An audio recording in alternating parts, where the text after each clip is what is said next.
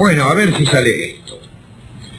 Ustedes recuerdan al fundador de la ciudad de Tebas, aquel tipo llamado Cadmo, que recibió instrucciones del oráculo, según las cuales debía seguir a una vaca y fundar la ciudad allí donde la vaca cayese. Ajá. ¿Vio cómo son las vacas? Sí. Son de caerse. No, digo, ¿vio cómo son las vacas para darse una idea de lo que una vaca es? Sí. Yo no en el sentido de la psique de la vaca, o las costumbres, sino cómo son las vacas. La morfología. Animales de 4 patas que hacen mu. Esa es su definición de una vaca. Sí, yo no tengo realmente una teoría de la vaca. Dicen que son mamíferos. Sí. Pero bueno, el hecho es que Cadmo, ignorando aún esto, siguió a la vaca y fundó allí donde ésta cayó la ciudad de Tebas. Cadmo fue el que se casó con Armonía, una boda muy famosa a la que asistieron todos los dioses y donde hubo algunos obsequios muy especiales como un vestido, una jabalina que nunca erraba el tiro, bueno, todas esas cosas. Y tuvieron hijos, Cadmo y Armonía. 4 mujeres llamadas Ino, Agave, Semele y Autonoe. Qué lindo nombre, Autonoe. Parecen los nombres de ahora. Sí, de un plan. Autonoe. Bien. Y un único hijo varón que fue Polidoro. Más tarde tendrían otro hijo, pero bueno, no importa. Después de circunstancias no muy claras, o al menos no muy claras para mí, se fueron de Tebas. Abandonaron de Tebas Cadmo y Armonía. Ágave se casó con Equión y ahí tuvo un hijo. Ágave, una de las hijas de Cadmo, se casó con el señor Equión, tuvieron un hijo y le llamaron Penteo. Y Semele, otra de las hijas, no se casó con nadie, pero le gustó ¿a quién? A Zeus. Un día vino Zeus, la vio y dijo, hecho, qué buena que está Semele, me gustaría, en fin, acercarme a ella, ¿cierto? Bueno, total que cuando la tipa quiso acordar, ya estaba embarazada. Porque Zeus era de los que no daban puntadas sin nudo. Y de esa unión nació nada menos que Dioniso. Dioniso, el inventor del vino, Dioniso, el Baco de los latinos, Dioniso aquel que andaba por ahí rodeado de mujeres, las Ménades, verdaderamente. Ese era el que lo partieron en pedacitos, ¿no? Espérese. Muy bien, nace Dioniso. Ahora Zeus, desde luego, tenía su mujer en el Olimpo, era celosísima esposa. Cuando se enteró, ¿cierto?, de que Semele había tenido un hijo y qué sé yo, se disfrazó de la nodriza de Semele. Ay, dice Semele, que soy tu nodriza, dijo ella. Y la convenció de pedirle al dios que se le mostrara con todos sus atributos. Y aquí hay que hacer una aclaración. Un dios va siempre ligeramente a menos. Repito, cuando se les muestra a los mortales un dios que se precie, va un cacho a menos.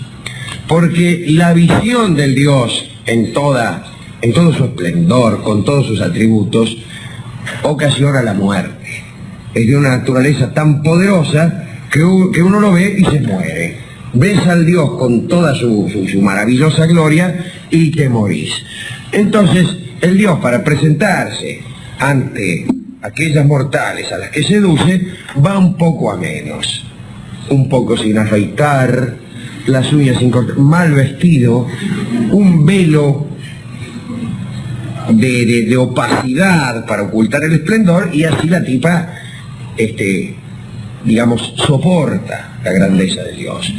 Pero, disfrazada de la nodriza de Semele, le sugiere a Semele que le manguee a Zeus su presencia íntegra y desprovista de todo velo. Dice, mostráteme tal como sos. Así dijo Zeus, y se le mostró. En la noche de amor, cumplió con el deseo de Semele, y Semele al verlo cayó fulminada. ¡Oh! Dijo. ¿Qué es esto? Y cayó redonda. sacar la cuenta, ¿no? Para entonces, no había nacido, esto sucedió antes de nacer Dioniso.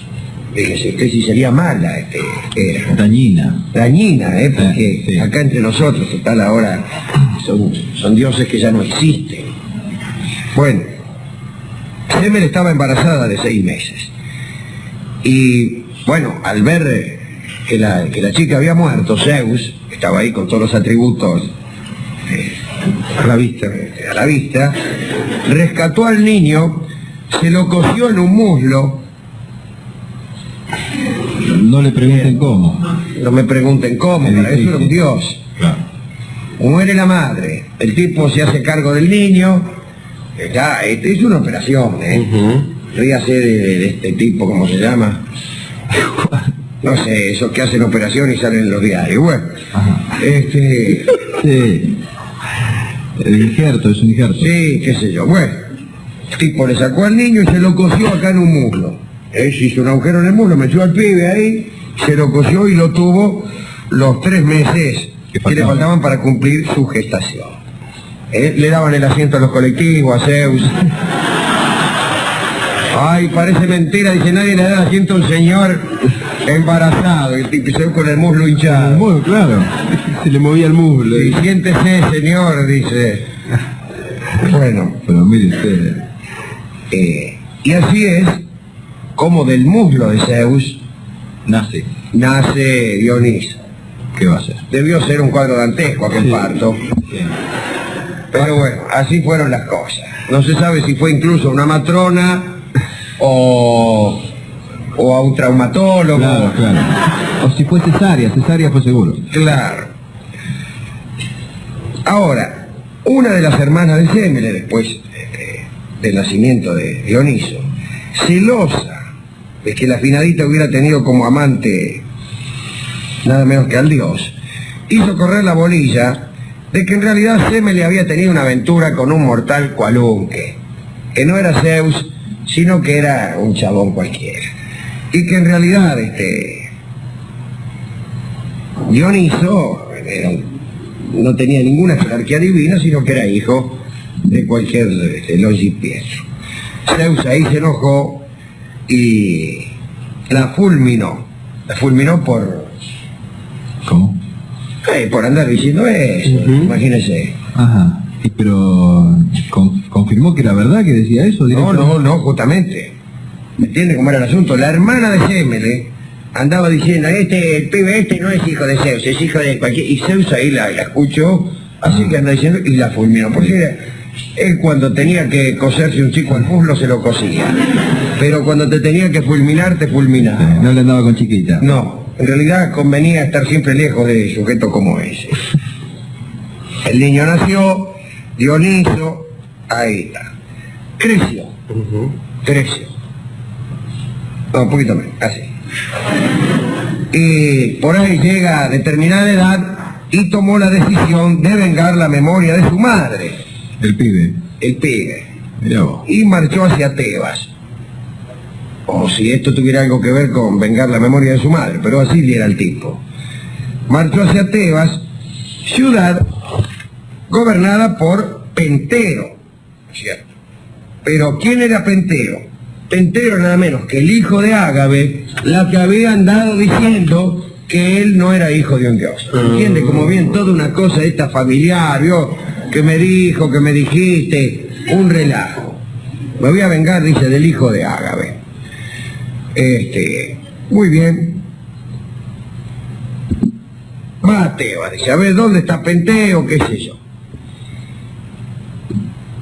Y Penteo era el gobernante de Tebas en aquel momento, ¿cierto? Y Penteo, siendo hijo como era de Ágave, tampoco creía en el origen divino de Dioniso. Creía que era un hijo de vecino. No lo reconocía como Dios, no le ofrecía libaciones ni sacrificios, tampoco lo recordaban sus plegarias, y Dioniso estaba como loco. Llega a Tebas y se disfraza. Dice, a lo voy a jorobar, pero bien jorobado a Penteo. El hijo de aquella que había negado la divinidad de Dioniso y que también la negaba. Se disfraza. Toma el aspecto de un homre alto, de largos cabellos rubios que le caían sobre los hombros en forma de bucles ensortijados. Dice, ay, ¿me puede indicar el palacio de Penteo? Y al arribar, mediante procedimientos mágicos que él bien se sabía, enloqueció a las mujeres.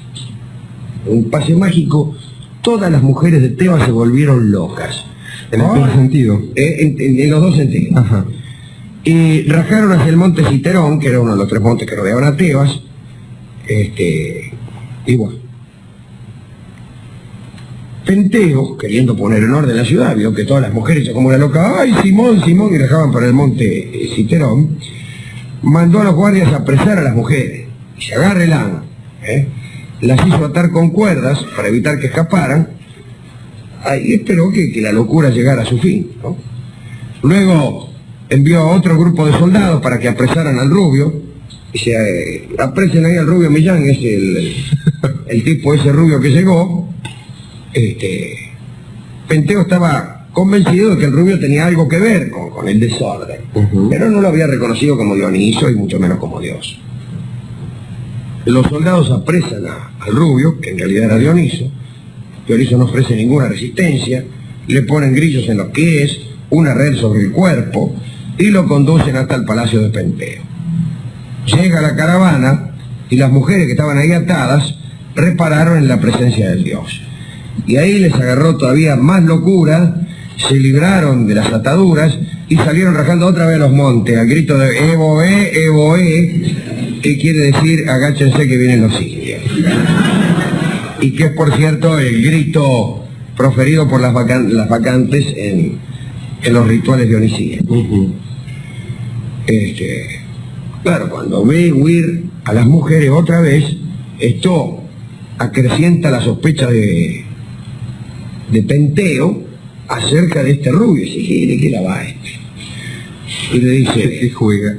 ¿Qué juega? A ver, dice, ¿quién eres tú? Dice, que pareces una mariposa de rubios bucles, que no creo que hayan sido hechos en el campo de batalla. Le dice, Penteo lo carga. Penteo lo carga.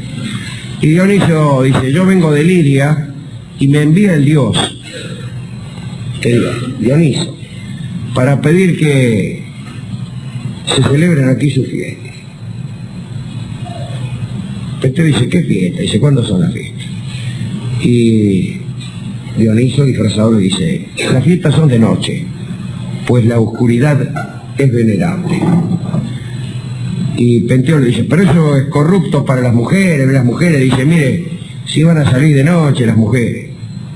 Y Dioniso le dice, pues de día suceden cosas todavía más vergonzosas. Y le hace así con la ceja, ¿verdad? Y Penteo dice, bueno, basta, aquí que tanto ni que tanto, vas a pagar por tus sofismas. Dice Penteo, que no tenía mucha idea de lo que era un sofisma. No sé si era Penteo que no tenía idea de lo que era el sofisma o quién, pero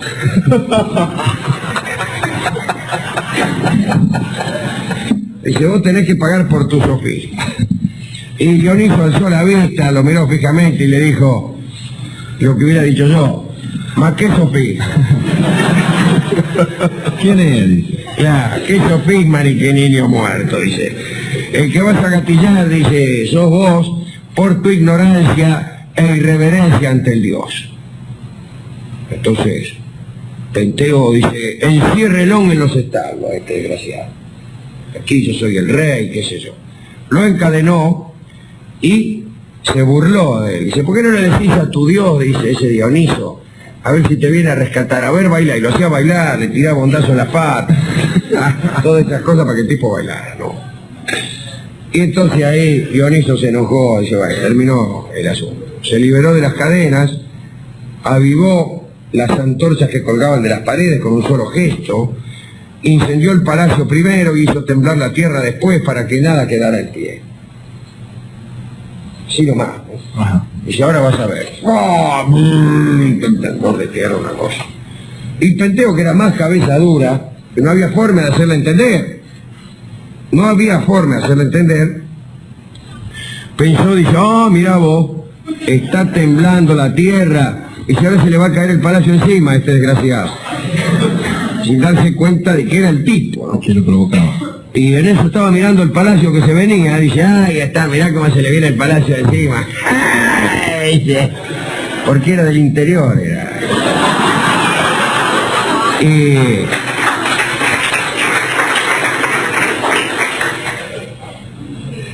Y siente que uno le toca el hombro. Se da vuelta y che, hace bien Santiago ese. ¿Quién era? El rubio. Dionisio. El rubio Millán. Oh, se lo vio, dice. Está bravo él. Libre de cadenas, sin un solo rasguño. Y cuando lo vio dijo, ah, me parece que me he equivocado. Tan aturdido estaba el rey que no adivinó el peligro que se cernía sobre su futuro. Porque Dioniso le aconsejó que fuera al monte Citerón para espiar allí las fiestas que estaban haciendo las mujeres y ver con sus propios ojos. Le digo, bueno, mirá, yo te voy a dar un consejo gratis. Después que has visto mi poder, he avivado las antorchas, he hecho caer el palacio. Si quieres ver algo bueno, dice, anda al monte Citerón, donde están las mujeres que están de fetichón. Y el otro fue. Pero eso sí, le dijo, mira, no te dejé ver que sos un hombre, porque está prohibida la asistencia de todo hombre en esta fiesta bacanal. Las mujeres, en este caso, son poco amigas de las intromisiones masculinas, le dijo. Está bien. Disfrazate de mujer. Muy bien, dijo Penteo, y se disfrazó de doncella, porque Penteo medio le gustaba también. Estaba esperando. Ay, dice, ¿estás seguro que me queda bien? Se puso un traje sastre y se fue al monte, ¿no? Pero Dioniso primero le dice, un momento, antes tendrás que desfilar delante de todos tus súbditos disfrazado de mujer. Todo el pueblo se rió de él. Bueno, la verdad quedó mal, el tipo quedó mal. Bueno, y después fue al monte.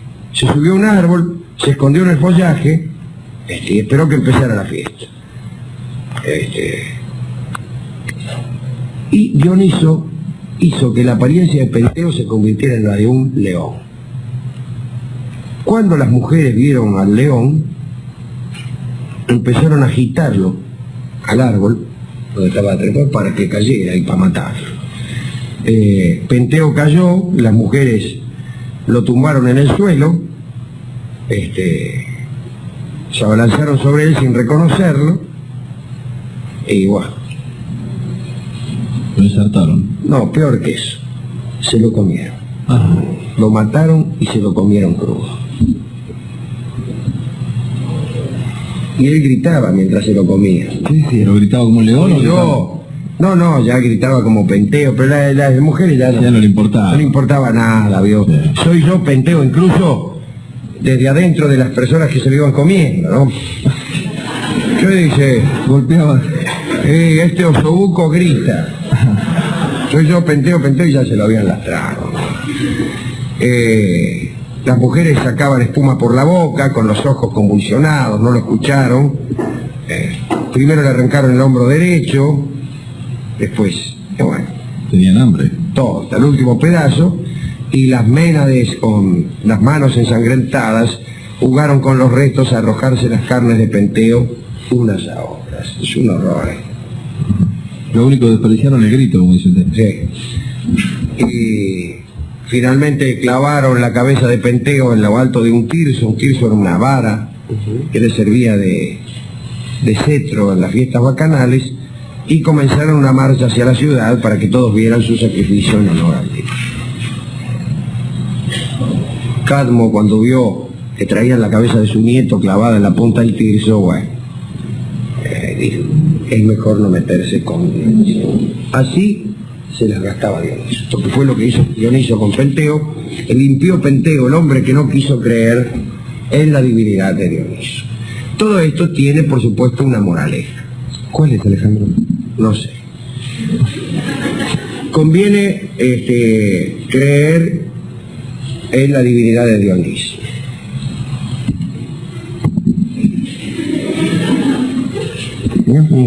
Usted me permite. le voy a confesar que yo mucho no creo en la leyenda de Dioniso. ¿En serio? Y me da miedo. Usted no diga nada, ¿no? Yo si viniera aquí Dioniso, el rubio, Sí. ¿qué hace, flaco? Le digo. Divino. Dios, divino. Sí. Tómate algo, qué sé yo. Sí. Pero... ¿No le cree mucho? Pero él, si es Dios, se va a dar cuenta que usted no está convencido. No, eso. Y entonces perdimos.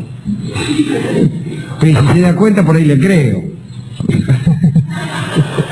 Cuando le haga temblar un cacho en la tierra, Claro, yo le digo, a ver, hágase algo. a ver, Dioniso, venga acá, para muchacho, hágase algo. Hágase algo, alguna cosa, haga temblar algo. Espere que nos forramos nosotros. Haga aparecer alguna cosa, alguna guita, y algún dinero. A ver, alguna cosa, acá el tipo dice, venga, mano, cuando hace medio milagrito, digo, muy bien, macho. Sí, me convenciste. Me convenciste. ¿Qué tengo que sacrificarte un buey? Vení, Narezo.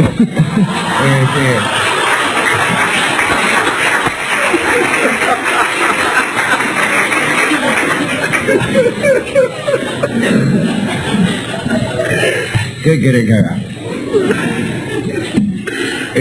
Pero era malo los dioses. Sí, sí, dañino, claro. Dioniso andaba por ahí con todas las mujeres alrededor. Se hacía lindo. No se hacía lindo, se hacía el borracho. ¿Y que las maltrataba a las mujeres también? No, al contrario. No, las trataba muy bien. En una fiesta. No. Y bueno, pero ¿y a quién dedicar estas taradez? Y a él mismo, vamos a dedicárselo. Y vamos a dedicarse a él, pero no porque nos guste, sino para que no se nos Sí, para que no venga. Se te aparece en cualquier momento, acá en la placita enfrente. Pero qué familia, y uno se queja de la familia que tiene uno. Hay cosas peores. Mire que en mi familia ha habido Algunos casos. pero chicos que nacieran del muslo del novio de una prima nunca. Y mire que había prima. sí, pero y ha habido casos de cualquier índole, pero apareciera, dice ahí, el novio de la fulanita tuvo un nene, digo, el muslo nunca. Por lo menos, a lo mejor si venían con ese cuento no les creía. Claro, que venían con la cámara de la prima. Así que, bueno, ¿y a quién entonces le dedica? Aquí en otra, Aquí en otra persona. a Dioniso. Y bueno, a Zeus. Zeus porque eso es Sí. una criatura. ¿Y cómo no? Un padre siempre es madre, Alejandro. 3 meses lo tuvo. 3 meses lo tuvo ahí. ¿Sabe lo que es 3 meses ahí? Sí, cuando tuve los peores meses, empieza a patear. Los peores, sí. Quiere salir, dice el gurí. Y le pateaba. Sí, y Casi lo desgarra, Y caminaba medio rengo. Sí, claro. Claro, Le pesaba, arrastraba una gamba. Más que la otra. La arrastraba la pierna. Sí, después anduvo con la pierna vendada. Sí, me dice, me la hicieron, De goma. me la hicieron papilla, por no decir otra cosa. Se desgarró, aparte. Sí. Y bueno, ¿qué va a hacer? ¿Qué va a hacer? Una madre siempre es madre, decía Zeus. Bueno, ¿y qué podemos dedicarle a Dioniso? Que era, por cierto, el dios del vino, el dios de la borrachera. Y bueno, un tango que era seguramente el tango que Dioniso entonaba ahí junto a las Ménades, en las bacanales y todo eso. El tango preferido de Dios. El tango preferido de él, que era Esta noche me emborracho. Muy bien. Y lo canta para todos ustedes, y especialmente para Dioniso, llamado Baco entre los latinos, Charlo. Vamos a hablar esta noche de las Cortes de los Milagros, que eran los lugares de París en los que vivían los mendigos, los delincuentes, las prostitutas, etc. Estas sociedades ya existían durante los reinados de Francisco I y Enrique II, es decir, a principios del siglo XVI. Pero con el discurrir del XVII habían prosperado de tal modo que llegó a haber un total de 12 lugares en París con ese nombre. Todos los criminales de París se daban cita allí. Era un mundo que tenía sus propias leyes, sus usos, sus costumbres, pero también su propio gobierno y su propio argot. Los mendigos elegían a su rey, al que llamaban el Gran Coeur. Sus lugartenientes en los distintos barrios se llamaban cagus y tenían a su cargo la instrucción de los nuevos pordioseros. La más importante de todas, la Gran Corte de los Milagros, que fue la fuente de inspiración para Víctor Hugo, se localizaba entre el convento de las Hijas de Dios y la calle de Montorgueil. También quedaba cerca de la calle de Neve-Saint-Sauveur, que era una zona en que el cronista Henri Sauval describe como maloliente, embarrada y sin pavimentar. ¿Qué querés? Los ladrones salían de allí para ocupar las calles de París. Había incluso mendigos que pedían limosna con la espada al costado y la mano en la empuñadura. Sí, ojo. Una limosnita, por amor de Dios, o te ensarto como churrasco de cross. Estaban en los mercados, en las iglesias, en los espectáculos públicos. Por todas partes se veían personas con lesiones y enfermedades que en realidad eran simuladas. Había hombres y mujeres que fingían ser ciegos, sordos o minusválidos para pedir limosna. Pero durante la noche, de regreso a la corte, todos se curaban de sus supuestas deficiencias de un modo, como Sauval describe irónicamente, milagroso. De ahí el nombre que se dio al lugar, ¿no? Paul Bru cuenta: desde hacía muchos siglos, París y sus alrededores estaban infestadas de una multitud de vagabundos y pobres. Esta gente no quiere mucho a los pobres, ni a los mendigos, y nosotros sí. Pero bueno. Está bien, bueno. La mayoría, gente sin oficio conocido, mendigos de profesión, tenían su cuartel general en la Corte de los Milagros. Se denominaba así a sus guaridas porque al entrar en ellas se despojaban de las vestimentas propias del papel que representaban. Los ciegos veían con claridad, los paralíticos recuperaban el uso de sus miembros, los jorobados enderezaban su espalda. La Corte de los Milagros era así una especie de inmenso vestuario. Allí se vestían y desvestían todos los actores de esta eterna comedia en donde el robo, la prostitución y el asesinato representábase sobre el suelo de París. Dentro de ellos había diferentes rangos. Los narquois eran falsos soldados, falsos veteranos de guerra que fingían haber quedado mutilados por haber combatido al servicio del rey. Los malingrés, que eran falsos enfermos, ¿no? Bueno, incluso había unos que se llamaban Jiménez, que mostraban un certificado demostrando que San Huberto los había curado de la rabia después de haber sido mordidos por un perro. Sí. Entonces te pedían limosna. Vea, señor, San Huberto me curó de la rabia después de haber sido mordido por un perro, deme 2 mangos. Estaban los Pietros, que eran falsos rengos, los Marfont, proxenetas. Sí, señor. No, la palabra nos remite también a Macron. A Macron, claro. Bien. Caladiza. También había falsos peregrinos, huérfanos que recorrían las calles en grupos de 3 o 4, casi desnudos. Bueno, en fin. Para ser admitidos en la hermandad de ladrones, cada uno de estos individuos debía demostrar la pericia adquirida sometiéndose a una doble prueba ante los maestros. Primero debía cortar una bolsa a la que se le habían atado unos cascabeles y debía lograrlo sin que los cascabeles sonaran. Si fallaba, era molido a palos. En cambio, si lo lograba, se le reconocía como maestro. Durante los días siguientes, aunque superara con éxito la prueba, con el objeto de endurecerlo y aumentar su resistencia, se le golpeaba repetidamente hasta que resultaba insensible a los golpes. Finalmente, llegaba la prueba de fuego. El aspirante tenía que conseguir robar un monedero en un lugar público, como por ejemplo el cementerio de los Santos Inocentes. Ajá. Si ven a una mujer arrodillada a los pies de la Virgen, con el bolsón colgando a su costado, Bueno, afánenla. Pero era así el asunto. El tipo cometía el robo y alrededor estaban todos sus cómplices. Y los cómplices, para probar la fortaleza de ánimo del ladrón, lo acusaban. Lo denunciaban a quienes Lo estaban- denunciaban ahí mismo. Ese le robó el bolso a esa vieja. Chorro. Chorro. Cárcel, Y sí. toda la gente empezaba a golpearlo, y ellos también. Ojo. Ellos también. Pero había un último detalle. En medio de esa golpiza que la gente daba al nuevo chorro, que estaba siendo puesto a prueba, los chorros viejos afanaban A todos. a todos. Ah. Le afanaban a todos. Quiere decir que cuando hay alguien que denuncia, hay que tener un poco de cuidado. Un poco de cuidado, muy bien.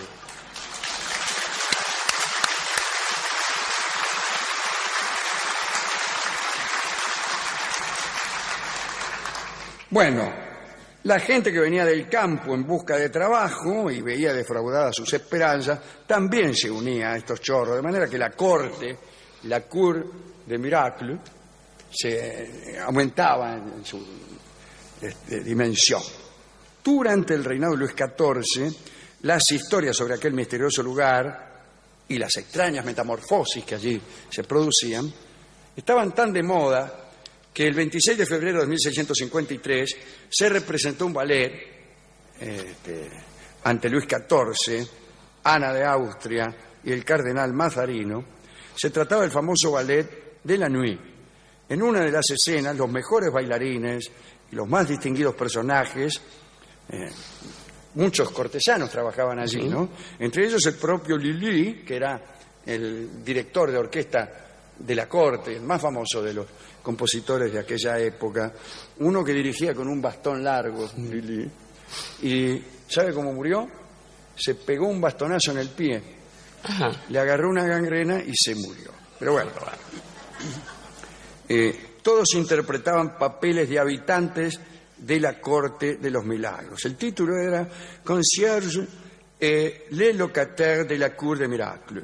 La escena termina con mendigos, tullidos y ciegos, curados milagrosamente y bailando juntos una gallarda. Los ballets de la corte demostraban al mismo tiempo el miedo y la fascinación que el tema provocaba en los cortesanos. Para el temor, desde luego, había sobrados motivos, ¿no? Mucha delincuencia, etcétera, etcétera, etcétera. Parece que ni los policías ni los soldados se atrevían a poner un pie en esas zonas controladas por el gran coercitor. Cuando en 1630 Luis XIII, retrocedemos, ordenó la construcción de una nueva calle que atravesaba la corte del lado a lado, todos los obreros fueron asesinados. Esto obligó a cancelar el proyecto, imagínense. La Corte de los Milagros había llegado a ser una sociedad secreta peligrosa para el poder real. Esas gentes podían convertirse en cualquier momento en tropas sediciosas pagadas por personas de calidad. Y a partir de 1660, después de una ola de crímenes especialmente horrible, Luis XIV decidió ponerle fin y ordenó su destrucción. Durante la primavera de 1668, el recién nombrado teniente general de policía, el famoso Larraini, Sí, señor. envió sucesivamente 3 comisarios a la Gran Corte de los Milagros, tan solo para cosechar 3 fracasos. Larraini tuvo que presentarse personalmente e hizo creer que acudía con unas fuerzas muy superiores a aquellas de las que realmente disponía, y entonces comunicó que por orden del rey el lugar debía ser evacuado y que las 12 últimas personas en abandonar el lugar serían colgadas o enviadas a las galeras, y esto provocó una desbandada general. Pero 30 años después todavía no se había terminado del todo con el problema. La Corte de los Milagros no volvió a representar nunca la misma amenaza de antaño, pero existió. Y llega hasta nosotros, su fama llega hasta nosotros por nuestro amigo Víctor Hugo. Hay, sin embargo, en en toda esta forma de ver el asunto, una sola mirada. Exactamente. Una sola, la de los nobles indignados porque los ciegos que pedían limosna en realidad veían. Bueno, no tengo ningún comentario que hacer al ciego que ve, Sí. comparándolo con la persona que se apropia de bienes ajenos, Claro. mediante, por ejemplo, No hay peor ciego que el que no quiere ver lo que él mismo roba, en el caso de estos ricos. Pero hay otra novela, Alejandro me acordaba además de la maravillosa Los Milagros de Nuestra Señora, de Víctor Hugo, que es El perfume, de Patrick Süskind, que transcurre en ese ambiente lleno de miseria, de pobreza y de horror. Pero de todos modos, no es cuando uno lee a Víctor Hugo, no está deseoso de indignarse acerca de la conducta de las clases No, hegemónicas o del antiguo régimen, No, como no. suele llamarse. No, pero convengamos que las sociedades en general, Alejandro, suelen tener válvulas de escape para sus peores perversiones o para las desigualdades, incluso, que son válvulas de escape que permiten acolchonar la desigualdad. Ahí tenemos este asunto histórico de la fiesta, como dice la canción, donde el prohombre y el gusano bailan y se dan la mano, y se ilumina la calle de una punta a la otra con banderas de papel y bombillas de colores. De manera más constante hay una institución en las distintas localidades que es el loco del pueblo, que cumple un poco la función de hacer una cosa farsesca. Y ya más cerca de nuestros días estaban también los shows de freaks, donde la gente iba a ver cómo ciertas miserias humanas podían verse como un espectáculo. Pero volvamos a las Cortes y pensemos una cosa.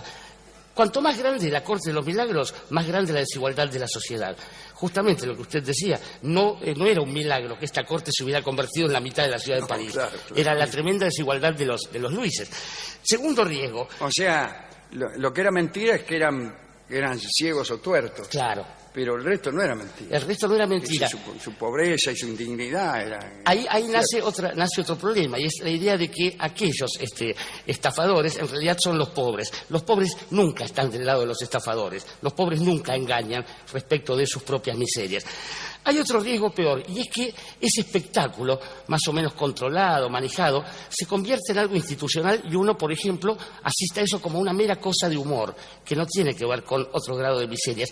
Y hay un riesgo peor todavía, y es que esa cosa que fue originalmente un espectáculo farsesco, se convierte en una cosa de humor y que ese humor se tome por algo mucho más palpable. Allí donde las Cortes de los Milagros empiezan a parecerse a programas de noticias. Pero digo, ese es un riesgo que no nos compete a nosotros, porque el problema de una sociedad es no distinguir la pobreza del espectáculo, de la farsa, y no distinguir la farsa de la realidad.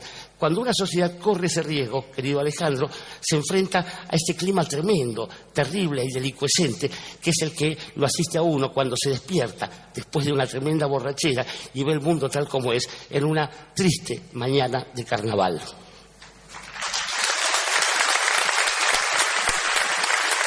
Mañana de Carnaval es la bella canción que vamos a escuchar ahora en la versión de Joao Gilberto. Adelante. Tenemos aquí algunas notas acerca de los gimnasios en Grecia. Atención, atención los patos Vica, porque hoy hablaremos de los gimnasios en Grecia. En todas las ciudades de la antigua Grecia, los hijos de los ciudadanos libres, es decir, una minoría, ¿no?, se entregaban a los preceptores de la gimnástica. Y esta enseñanza, además de la del citaredo y la del gramatista, integraban la educación. Los antecedentes a la práctica gimnástica, algunos los ubican en la civilización minoica, un poco anterior a la civilización griega clásica. Cuentan que allí era práctica común el llamado salto del toro, actividad para la que muchos entrenaban su físico. El salto del toro consistía en lo siguiente, atención amigos, el participante corría hacia un toro que lo embestía, agarraba sus cuernos y antes de ser revoleado por los aires, ejecutaba una pirueta en el aire, hacía una vuelta en el aire y caía sentado sobre el animal y después se bajaba naturalmente, ¿no? Es una prueba difícil, claro. le digo. Ya en tiempos de Pericles, es decir, mucho después de la civilización minoica, la gimnástica era algo popular. El gimnasio era uno de los principales centros sociales de la vida griega. Las instalaciones más suntuosas pertenecían al Estado, pero había algunas de carácter particular que eran más modestas, distinto a lo que ocurre actualmente, donde las instalaciones estatales son siempre más modestas que las privadas. Había gimnasios, aún en las ciudades más pequeñas, pero la gimnástica ateniense era la más encumbrada.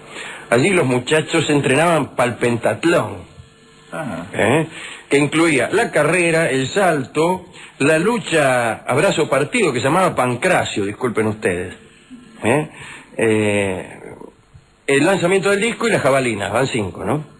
Sí. Más adelante se agregó la enseñanza del pugilato. Los instructores para las luchas eran personas tenidas en la más alta consideración.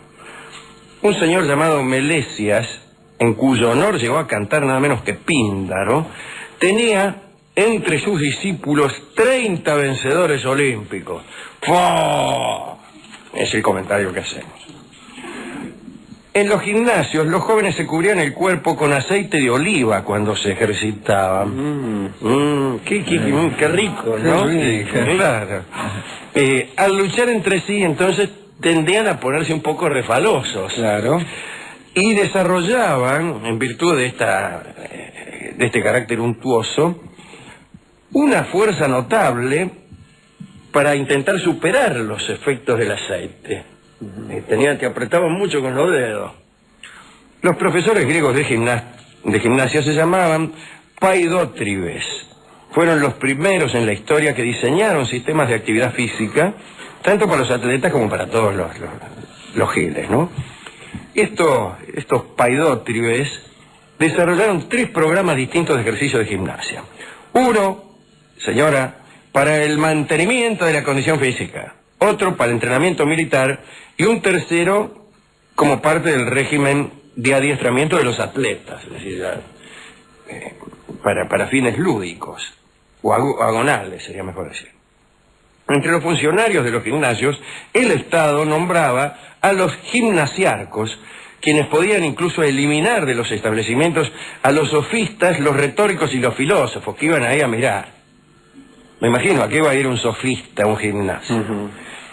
No, pero esto lo podían hacer si es que tenían estos funcionarios la convicción de que tales sofistas, retóricos y filósofos ejercían con sus doctrinas una influencia nefasta sobre la juventud. Es raro esto, ¿no? Que un sofista vaya al gimnasio a propagar sus doctrinas. No es nada raro, me contesto yo mismo.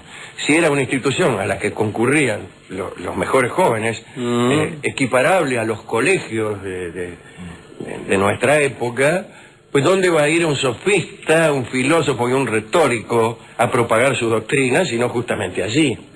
Así que, suprimida esta objeción, continuamos adelante. Había ciudades en las que el hecho de ejercer la gimnástica estaba unido al derecho de plena ciudadanía. Hay cuenta nuestro amigo Burckhardt que en el Pelene aqueo nadie podía ser admitido como ciudadano antes de haber cumplido con todos los ejercicios correspondientes. Como si en el registro civil, cuando te fueras a sacar la libreta cívica o el DNI, te hicieran hacer la parada de mano, 50 flexiones, correr 100 en 11 y cosas así. Y está bien, no está mal eso.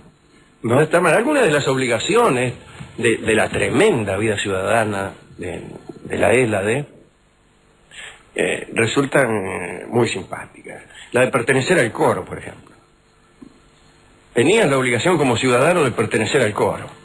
No podías eludir eso. Tenías que ir al coro, flaco. Y no está mal, no está mal, no está mal. Fíjese, nosotros ahora, venturosamente, no tenemos servicio militar. No estaría mal un servicio coral, No, usted tiene, no, servicio militar no hacemos, pero al coro toda la vida, no, a los 20 años, toda la vida, al coro los sábados a la tarde, flaco, a cantar. ¿Qué ganamos con eso? Podríamos decir que algo. primero está bien, una preparación del ciudadano para actividades colectivas que se propongan un fin útil. La cierta mengua del excesivo individualismo. Correcto. Y finalmente cantar bien. Son tres cosas que se agradecen, que no son frecuentes en las sociedades actuales. Bueno, acá tenías que hacer ejercicios ahí en el registro civil. El único modo de ingresar a la ciudadanía, esto era en el PLN, ¿no?, era luego de pasar por pruebas físicas durante 3 años. 3 años de entrenamiento. En Atenas existían 3 gimnasios. El más importante era la academia. Atención, los hinchas del Racing Club. ¿Ves que aquí se habla de fútbol únicamente? Sí, ya lo estaba esperando. Unas generaciones después de Pericles se convirtió en la escuela de Platón, ¿no? Los jóvenes no vivían en la academia, claro, ¿cómo van a vivir en el gimnasio? Iban allí durante el día. Estaba situada en un terreno de antiguas tumbas. Dentro de esos terrenos se encontraba la palestra, el edificio rectangular con columnatas que albergaba un espacio para la lucha, habitaciones para ejercicios generales y también lugares para beber y charlar o algo. En el gimnasio ateniense, además de entrenarse uno los músculos, podía educar la voz varonil. Allí se enseñaba a los jóvenes a competir verbalmente. Esa habilidad se necesitaba para participar en los debates de la polis. Entonces, la educación para el debate se hacía allí mismo. Intervenían algunos ciudadanos, allí bajo la vigilancia de los maestros. Los jóvenes eran impulsados a un debate cualquiera, y el maestro indicaba cómo proyectar la voz, articular las palabras con firmeza, cierta economía de movimientos, y esos enfrentamientos verbales vinieron a sustituir el aprendizaje mecánico. Sin embargo, los muchachos, mecánico quiere decir de la memoria, ¿no?